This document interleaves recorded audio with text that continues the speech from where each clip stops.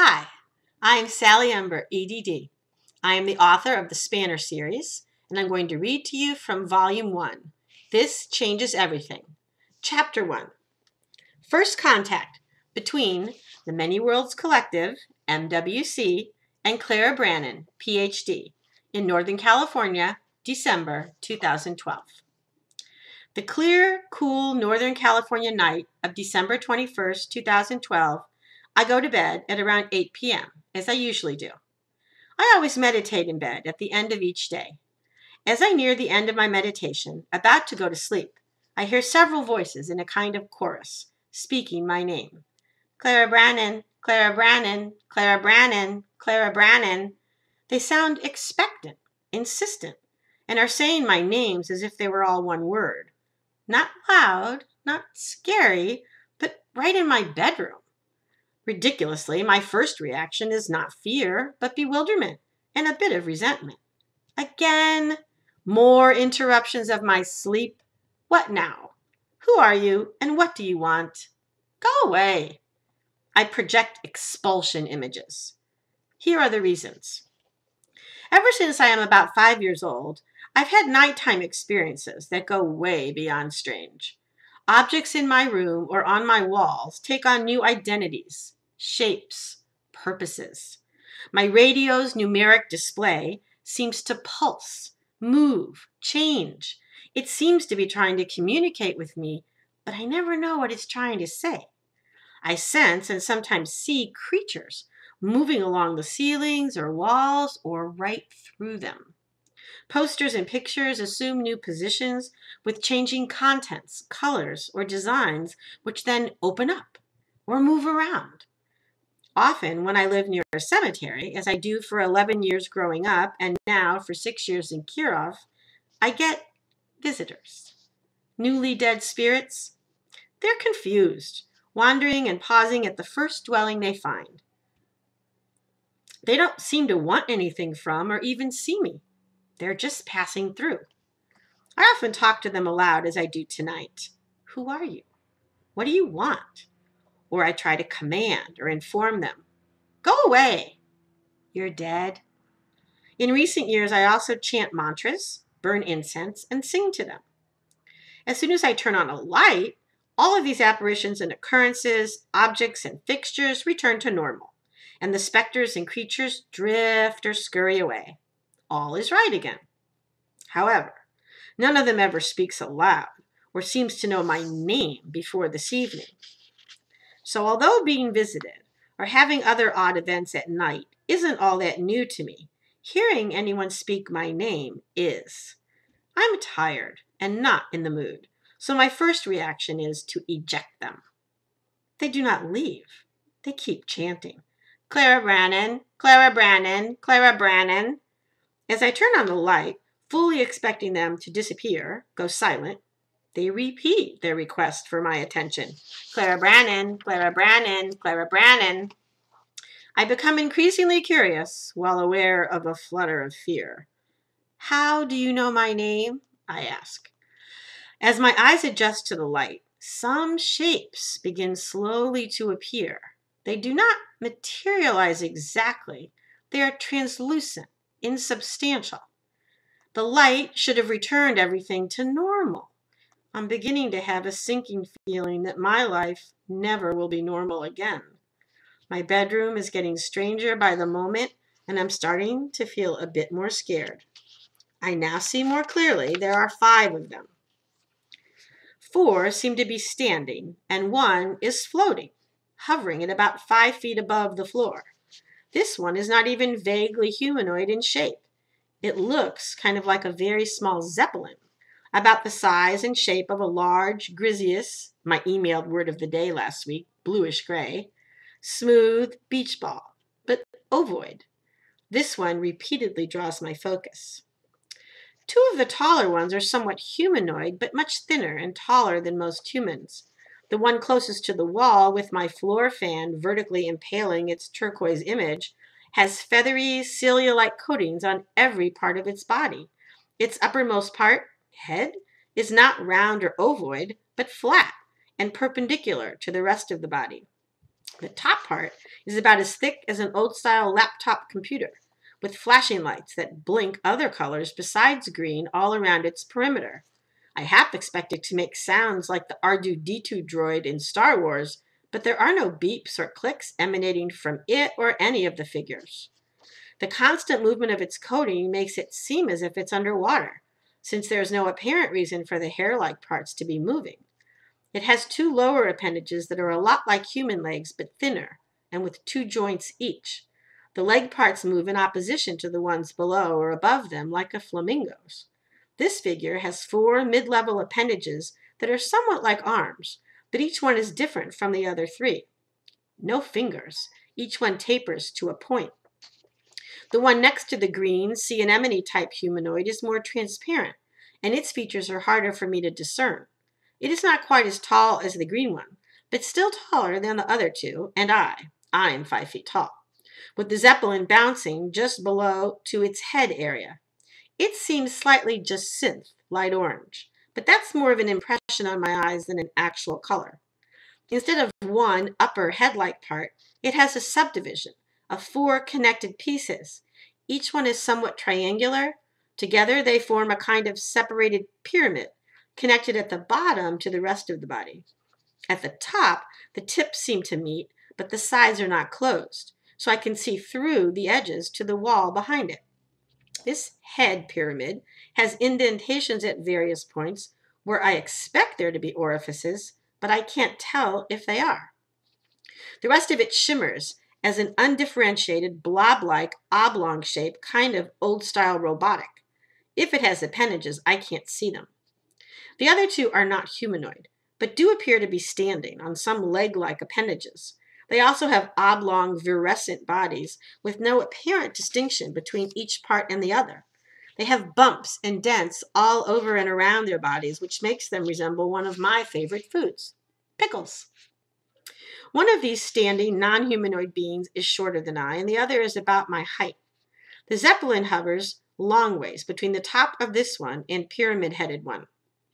The 2 tallest one's top parts almost touch my ceiling, which is about 8 feet from the floor.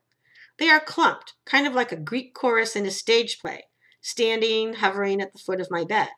As I peer at them more closely, I realize the reason they are difficult to see.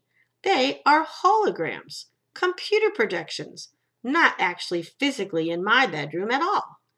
Now I understand the reason that the turquoise tallest one appears to have my floor fan going right through it. I have a picture on the wall behind the fan, and I can still see it, somewhat indistinctly, through the bodies of 2 of the others. I feel myself start to shiver a bit, and I realize I'm sitting up, which puts my shoulders outside of the covers. It is not warm in my house. I like it that way, about 60 degrees usually. I'm usually hot, but right now running adrenaline, definitely a bit shaky. Particularly since I have strange visits so often, I don't usually think about the fact that I'm not wearing anything but a sleep shirt and underpants in bed. On this night, I suddenly become very aware of my almost nakedness, probably because these folks don't disappear when I turn on the light the way the rest of my visitors have always done.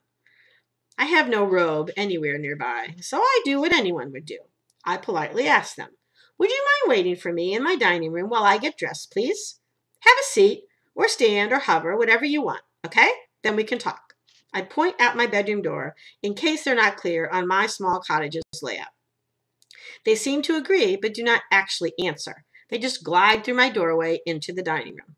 The last one out manages to shut the door without touching it. How does he do that? I hurriedly change into clothes. I'm wearing navy blue sweatpants and a purple thermal long-sleeve shirt because they are the closest at hand. Very informal. Oh, damn. From now on, whenever this is replayed, because I have no doubt someone somewhere is recording this for all eternity, this is what I'll be wearing. What is the proper attire to wear when one greets ET visitors in one's home at bedtime? I giggle. WWMMW, what would Miss Manners wear? More giggling. What if they could hear my thoughts? It occurs to me belatedly that I am nervous. I gather my inner thoughts into a more serious form and take a deep breath. May all beings benefit from whatever comes next. I pray. I finger comb my unruly curly hair and open the door. As I move toward the group in my dining area, I see that they are gathered around my round dining table. The Zeppelin is kind of on it, looking more blue than gray. The short green pickles are side by side near me, and the thinner orange and green tall ones are on the other side of the table. When I see them all still there, I breathe a sigh of relief. I certainly don't want them to disappear before we actually get to talk.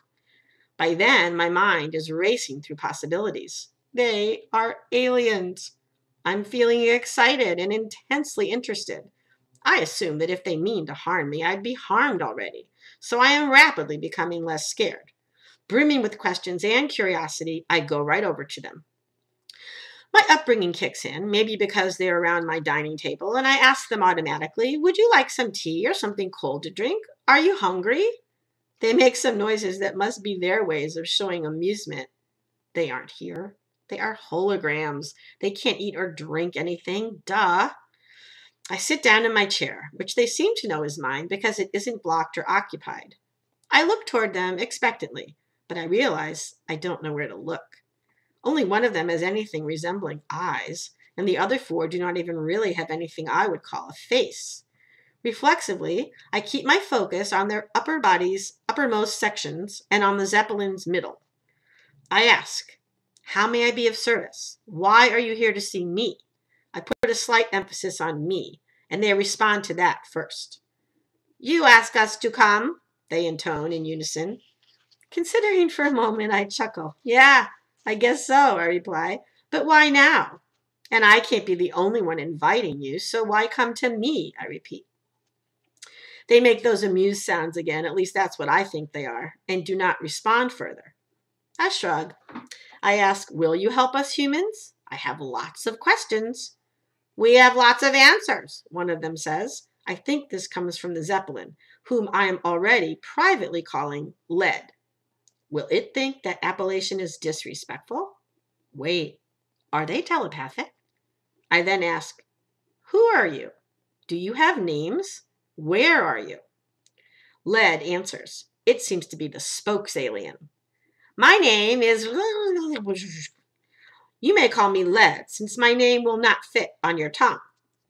His name seems to be a mixture of the sounds of water boiling and a river with lots of rapids and bubbles. Right on that, Ed.D. I can't reproduce those sounds, not being a sound effects professional. I realize that I am only slightly shocked that Ed.D can read my mind. I say, okay, Ed.D it is for you. How about you other four? One by one, they introduce themselves. First, each sounds the actual names, which I can't really describe here very well. Suffice it to say, I believe I hear only parts of what they vocalize. Most of what they say sounds like movements of nature elements. Running water, crackling fire, leaves rustling. I would not be able to reproduce any but the smallest components of their names, and those not very well. Immediately after giving me the respect of saying their actual names, each one picks a nickname that Earthers all still use. I laugh when I hear their self-chosen monikers. Everybody wants to be a celebrity, even aliens. The tallest, turquoise, sea anemone type with the flat head and blinking lights says, call me Mick. That's easy to remember. Mick Jagger can still light up a room. Years of being a classroom teacher makes my trying to assign associations with names a habit that comes in handy now. This is fun. I lean forward and look expectantly at the other three. The second tallest, Jacinthe humanoid says, I'll be Ringo. Ringo Starr wears garish and colorful costumes with the Beatles, especially in the Sgt. Pepper's era. Good, I say. Can I be Janis? Asks the shorter pickle. Janis Joplin is a pickle. There's a Woodstock connection. Arlo Guthrie sings the pickle motorcycle song, and she sings there also. Sure, I agree. The taller pickle says, I like Diana. Does she mean Diana Ross or the late Princess of Wales? It doesn't matter. I nod. Okay, I say aloud, just in case they're not all telepathic. I decide to view these two to be females. I'm a female, and I like pickles. It will have to do. English definitely needs more gender-neutral, omnigender, and transgender pronouns and concepts. I have no idea at this point if any of these species has binary genders or any at all. nor if these names indicate what each identifies as. All right, I pointed each one in turn as I would in a classroom. Led, Mick, Ringo, Janice, and Diana, you'll be. Now that we're all properly introduced, I continue, back to business. Why are you here? Earthers need help, yes, Janice asks. Led adds, we have been approved to help. Approved? I query. By whom? Or what? They seem to turn to one another and confer silently. They then respond in that odd chorus again. The Many Worlds Collective Intergalactic Council sends us. I sit back, a bit stunned. I mean, it's one thing to be confronted by holograms that are not humans and not like anything on Earth. It's quite a different thing to be told in clear terms that there are many worlds and that they are united in some way. Is Earth a member? Again, the laughter. Diana responds, yes, but Earthers mostly don't know about being a member yet. Most of you don't even know about the collective, right?